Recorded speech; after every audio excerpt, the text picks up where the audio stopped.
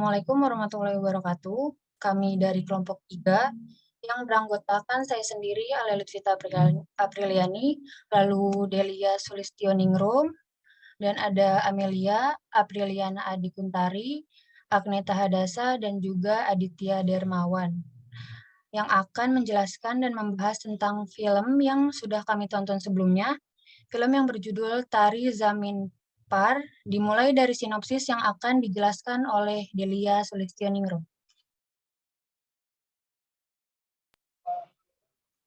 Baik, di film ini diceritakan seorang anak laki-laki yang duduk di bangku sekolah dasar bernama Ishan dan Kishore Awasthi. Ishan adalah seorang anak yang tidak bisa mengikuti seluruh kegiatan di sekolahnya dengan baik. Ishan sering dicap sebagai anak yang bodoh, nakal, dan malas sama gurunya. Bukan hanya itu saja, Ishan juga memiliki kesulitan dalam membaca maupun menulis. Padahal, semua teman sekelasnya sudah pandai membaca. Ishan kesulitan mengenal huruf dan juga susah membedakan suatu kata yang bunyinya hampir sama. Karena kekurangan Ishan tersebut, dia pun sering mendapat nilai yang buruk di sekolah dan tidak pernah mengerjakan PR. Akibatnya, Ihsan menjadi langganan hukuman dari guru-guru dan kepala sekolahnya. Namun, orang tua Ihsan tidak mengerti akan kelebihan Ihsan dan memindahkan Ihsan ke sekolah lain yang memiliki kurikulum lebih baik, lebih cocok. Selanjutnya akan dilanjutkan oleh Ali. Baik, selanjutnya Ihsan pun yang awalnya adalah anak yang ceria, kini menjadi pemurung akibat tertekan dan jauh dari keluarganya di sekolah itu. Walau dicap sebagai murid yang bodoh, Ihsan sangat pandai menggambar dan melukis. Bahkan buku-buku sekolahnya pun penuh dengan gambar-gambar hasil karyanya sendiri. Kelebihan Ihsan ini diketahui oleh Ram Shankar Nikum, yaitu guru kesenian pengganti di sekolahnya yang baru. Guru Ram pun menemukan bahwa Ihsan memiliki kelainan disleksia. Bersama Guru Ram, Ihsan pun berusaha belajar sesuai dengan kesukaan dan kemampuannya sendiri. Ihsan pun sedikit demi sedikit menjadi lebih ceria, bahkan Ihsan berhasil menciptakan lukisan yang sangat indah di sebuah kompetisi dan membuat orang tuanya menjadi bangga kepadanya. Lalu dilanjutkan dengan penjelasan yang akan dijelaskan oleh Amelia. Di sini saya akan menjelaskan tentang disleksia. Jadi disleksia adalah gangguan dalam proses belajar yang ditandai dengan kesulitan membaca, menulis, atau mengeja. Penderita disleksia ini akan kesulitan membaca, menulis, atau mengeja huruf, mengidentifikasi kata-kata yang diucapkan, lalu mengubahnya menjadi huruf atau kalimat. Dalam film ini, Ihsan selalu melihat dunia dengan imajinasinya. Dia mengatakan bahwa huruf itu menari-nari sehingga ia tidak bisa membacanya dengan benar. Ihsan juga kerap kali terbalik dalam menuliskan angka, di antaranya dia terbalik membedakan antara B dan D. Itu membuat Ihsan dalam setiap pelajarannya selalu mendapatkan nilai yang buruk. Gejala disleksia di antaranya adalah kesulitan memproses dan memahami apa yang didengar, kesulitan menemukan kata yang tepat untuk menjawab suatu pertanyaan, lamban dan sulit mengingat, mengeja, membaca, menulis, dan berhitung. Penyebab dan faktor disleksia diantaranya infeksi atau paparan data pada masa kehamilan, lahir prematur, lahir dengan berat badan yang rendah, dan gangguan belajar dalam keluarga. Juga mendaki menjadi anak menderita disleksia. Kondisi ini diduga terkait dengan kelainan gen yang mempengaruhi kinerja otak dalam membaca dan berbahasa. Untuk pengobatan disleksia ini, meskipun disleksia tergolong penyakit yang tidak dapat disembuhkan, tapi dapat ditangani dengan melakukan metode tepat. Di dalam film ini, seperti yang dilakukan Pak Mikum kepada Ihsan, ia menggunakan bantuan opsi seperti pasir dan lilin untuk membantu Ihsan dalam mengenali huruf dan angka dan membaca serta mengingat.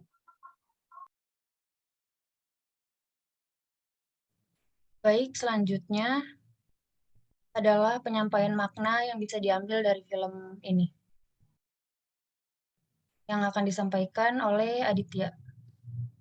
Terima kasih kepada moderator, dan di sini saya akan melanjutkan untuk memaparkan terkait makna yang bisa kita ambil di dalam film ini. Tari Jamin Par merupakan film sangat bermakna untuk ditonton. Di dalamnya terkandung nilai dan pesan moral yang dapat diambil. Di antaranya nilai disiplin, kerja keras, religius, kreatif, rasa ingin tahu, menghargai prestasi seseorang, peduli sosial, bertanggung jawab, dan komunikatif.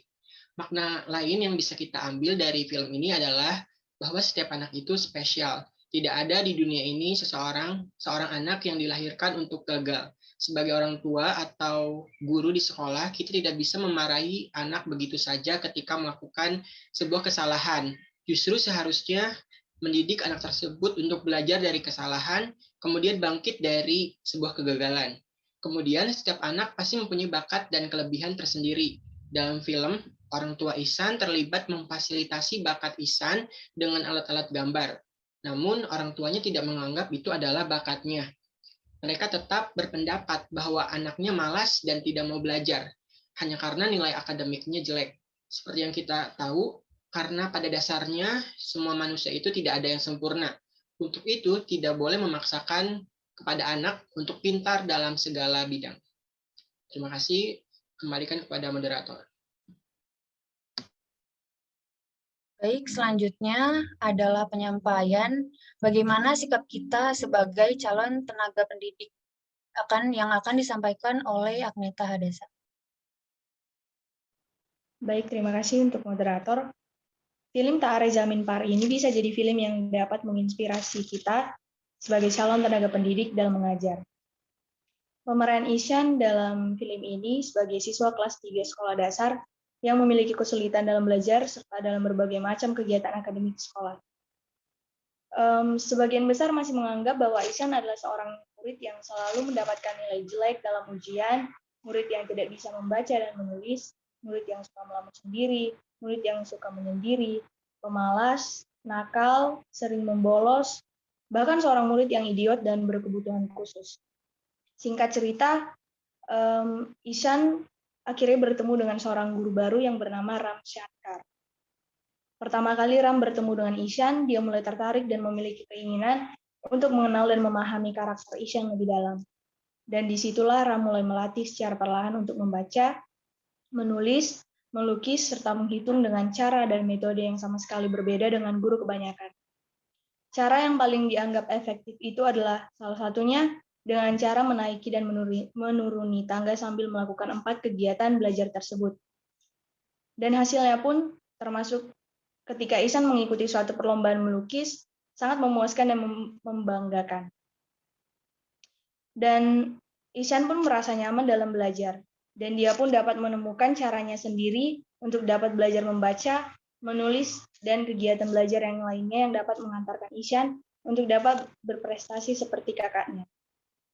Sebagai calon tenaga pendidik, kita dapat mengambil pesan moral dalam film ini adalah ketika seorang guru merasa mengajar adalah suatu kewajiban, maka hal yang mungkin muncul adalah kondisi di mana para guru pun hanya melaksanakan kewajibannya untuk mengajar, tanpa memperhatikan kondisi yang dialami oleh muridnya yang mungkin membutuhkan perhatian khusus dalam kelas. Sehingga hasil yang didapatkan pun tidak sebanding dengan yang diharapkan bersama.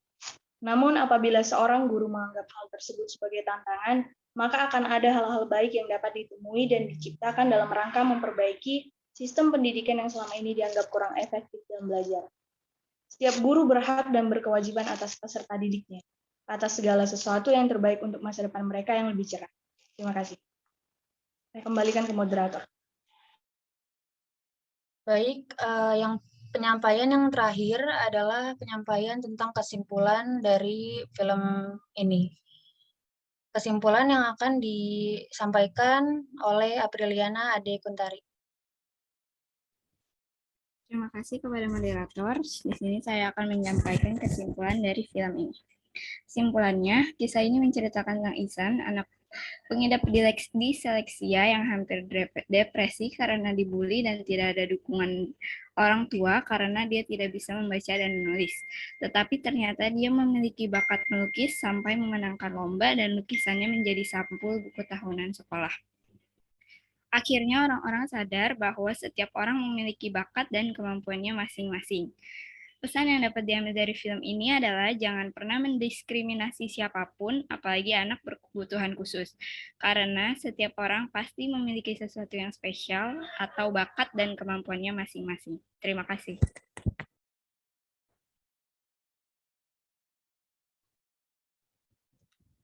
Baik, sekian semua penyampaian kami tentang film ini. Jika ada kesalahan yang kami perbuat, jika ada salah kata, mohon dimaafkan karena kami masih dalam masa pembelajaran. Sekian, wassalamualaikum warahmatullahi wabarakatuh.